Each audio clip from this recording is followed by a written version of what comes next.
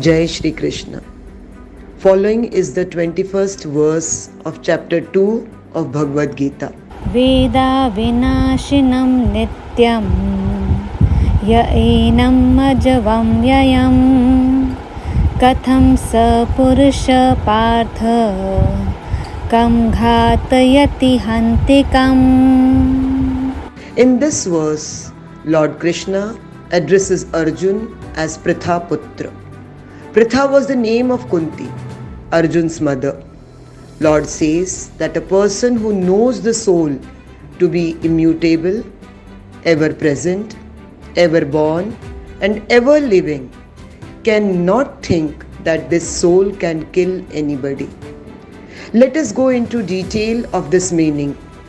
A person who knows the real nature of the soul knows that he himself is only the soul and not the body. Similarly, he knows that the person who is trying to kill is only a soul and not the body.